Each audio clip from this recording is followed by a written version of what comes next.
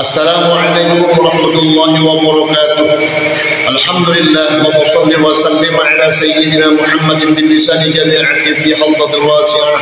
Salatan tamuddu biha jismi min jismihi wa qalbi min qalbihi wa ruhi min ruhihi wa sirri min sirrihi wa ilmi min ilmihi wa amali min amalihi wa khuluqi min khuluqihi wa wijhati min wijhatihi wa niyati min niyati wa qasdi min qasdihi wa ta'amudi wa raqatuha ilayya wa ala awladi wa ala ashabi wa ala ahli asli ya nur ya nur ya nur ya nur ja'alni nuran bihaqqin nur. Sahabat nur dimanapun anda berada, apa kabar semuanya? Semoga kalian selalu dalam keadaan sehat walafiat dan tetap semangat untuk menjalin persatuan dan kesatuan umat. Mari tonton video ini sampai selesai, yang mana masih berkaitan dengan sejarah baginda Rasul Sallallahu Alaihi Wasallam di waktu perang Uhud.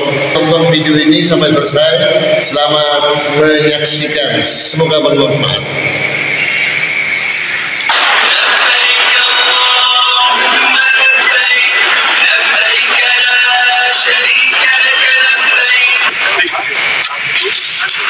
Baik para jamaah yang dimuliakan oleh Allah, kita perhatikan di depan kita ada peta daripada jalannya pertempuran Uhud.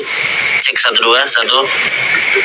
Cek 1 2 habis. Kira-kira habis sudah. Coba. Set.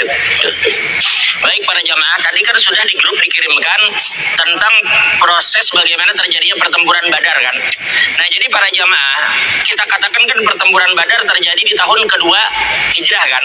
Setahun kemudian orang-orang Quraisy ini masih dendam karena ingin membalas kekalahan yang mereka alami di Badar. Maka akhirnya pasukan Quraisy dengan 3.000 pasukan itu bersiap menyerang kaum muslimin di kota Madinah, di Madinah. Nah jadi waktu itu mendengar kabar itu, Rasulullah berembuk dengan para sahabat, kira-kira kita ini menunggu di Madinah kah atau menunggu di luar kah? Lalu sebagian sahabat-sahabat yang tua dan sahabat yang dulu ikut perang Badar, mereka mengusulkan kita tunggu aja di Madinah dengan alasan kita lebih menguasai kota ini, jadi kita bisa tempatkan pasukan di gang-gang kecil untuk menyerang mereka secara tiba-tiba. Tapi anak-anak muda yang tidak ikut perang Badar itu masih ada euforia kemenangan. Mereka masih memiliki semangat karena mereka di perang Badar tidak ikut. Mereka punya semangat untuk keluar saja, kita hadapi di luar. Lalu dibuatlah, jika bahasa kita, semacam jajak pendapat. Akhirnya dari semua yang ikut itu, kebanyakan dari mereka memang ingin apa? Ingin pertempuran itu terjadi di luar Madinah. Padahal Rasulullah sendiri, beliau lebih cenderung pertempuran itu terjadi di dalam kota Madinah. Tapi karena menghormati hasil musyawarah, akhirnya beliau keluar. Nah itulah kemudian para sahabat yang tua-tua datang kepada yang muda mengatakan, apa kalian tidak berpikir seharusnya bila Nabi menginginkan sesuatu, maka tugas kita adalah mengikuti apa yang diinginkan Nabi. Akhirnya mereka datang kepada Nabi meminta maaf, ya Rasulullah kita kada jadi keluar, kita tunggu aja di Madinah. Tetapi saat itu Nabi sudah memakai baju perang.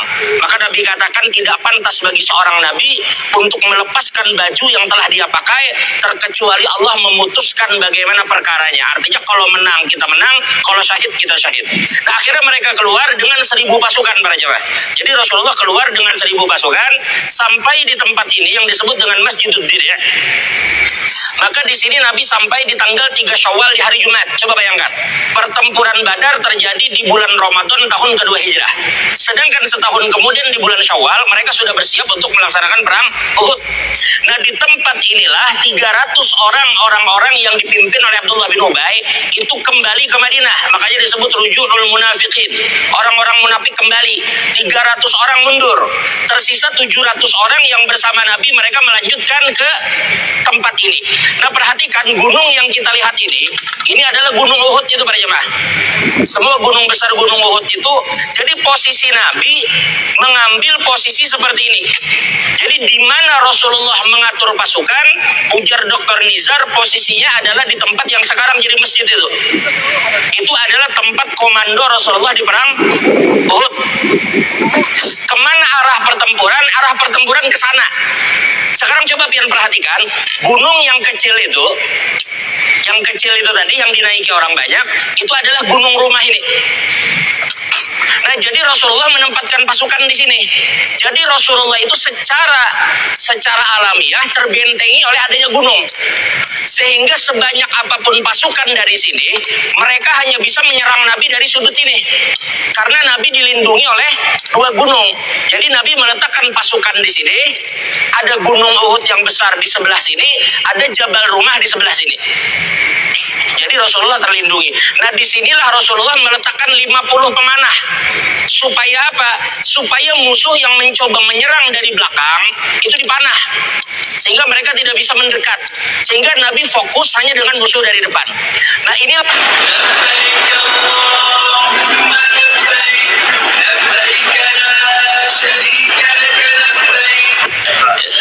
Alhamdulillahirrahmanirrahim. Kita baru saja selesai berziarah kepada Rasul Sallallahu Alaihi Wasallam. Saat ini kita keluar. Nah, para jamaah yang dimuliakan Allah, ketika kita keluar dari makam Rasul, maka di depan kita di perbatasan dari keramik antara putih dan hitam di sekitar tiang ini dulu adalah rumah Sayyidina Abu Ayyub Al-Ansari. Rumah yang Rasulullah dulu pernah tinggal lebih kurang selama 7 bulan di rumah tersebut sebelum jadi rumah beliau Sallallahu Alaihi Wasallam. Nah, di sekitar tempat inilah dulu rumah Sayyidina Abi Ayyub Al-Ansari radhiyallahu taala anhu. Dan juga di depan ini, di sekitaran tiang-tiang yang ada di depan daripada mihrab Rasulullah SAW, di depan Masjid Nabawi ini juga berbaris rumah para sahabat, diantaranya rumah paman Nabi Sayyidina Abbas bin Abdul Thalib dan sahabat-sahabat yang lain. Nah, jadi dulu ini adalah komplek utama daripada tempat-tempat yang ditinggali oleh para sahabat Rasul Sallallahu Alaihi Wasallam. Nah, di sebelah kita sana pada jamaah di sebelah kiri adalah Baqi Al-Gharqad. Baqi Al-Gharqad, Baqi tempat para sahabat Rasulullah dimakamkan, dan di sana dimakamkan semua istri Nabi Sallallahu Alaihi Wasallam terkecuali Sayyidah Khadijah dan Sayyidah Maimunah. Hanya Sayyidah Khadijah dan Sayyidah Maimunah yang tidak dimakamkan di Baqi. Selain itu 9 orang istri Rasulullah, begitu juga dengan Sayyidah Mariyatul Qibtiyah, mereka semua dimakamkan di Baqi Al-Gharqad. Begitu juga semua anak-anak Rasulullah yang perempuan dimakamkan di Baqi, dan anak Nabi satu orang laki-laki yang bernama Sayyidina Ibrahim juga dimakamkan di Baqi Al-Gharqad. Di situ juga dimakamkan bibi-bibi Rasulullah, sepupu-sepupu Rasulullah. Dimakamkan juga paman beliau Sayyidina Abbas, anak beliau Sayyidah Fatimah, dan anak-anak beliau Sayyidina Hasan bin Ali. Kemudian juga dimakamkan di situ Sayyidina Ali Zainal Abidin bin Husain. Dimakamkan di situ Sayyidina Ja'far Shadiq, Sayyidina Muhammad Al-Baqir. Mereka semua dimakamkan di dalam Baqi Al-Gharqad. Dan juga dimakamkan di sana sahabat atau khalifah yang ketiga, yaitu Sayyidina Utsman bin Affan radhiyallahu taala anhu. Dan para kawan-kawan yang dimuliakan oleh Allah, sekedar untuk menambah wawasan dan pengetahuan kita bahwa sahabat yang pertama kali dimakamkan di Baqi dari kalangan muhajirin adalah Sayyidina Utsman bin Mad'un. Beliau adalah sahabat pertama yang dimakamkan dari kalangan muhajirin di pemakaman Baqi. Adapun menurut Al-Imam Al-Baghawi, sahabat pertama yang wafat setelah hijrah dan juga orang pertama yang disolatkan oleh Rasulullah SAW adalah Sayyidina As'ad bin Zurarah.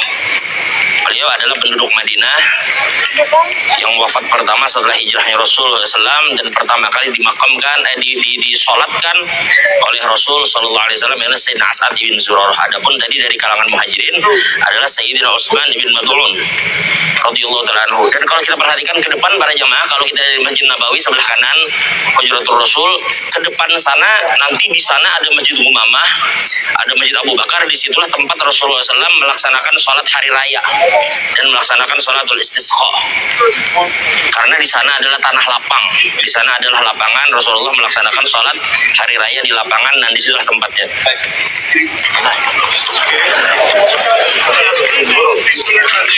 Mudah-mudahan semua kawan-kawan yang menyaksikannya Allah berikan kesempatan, insya Allah bisa berhaji dengan haji yang mabrur, berumrah dengan umrah makbulah, serta berziarah kepada Rasul Sallallahu Alaihi Wasallam beserta keluarga yang dicintai. Amin ya rabbal alamin.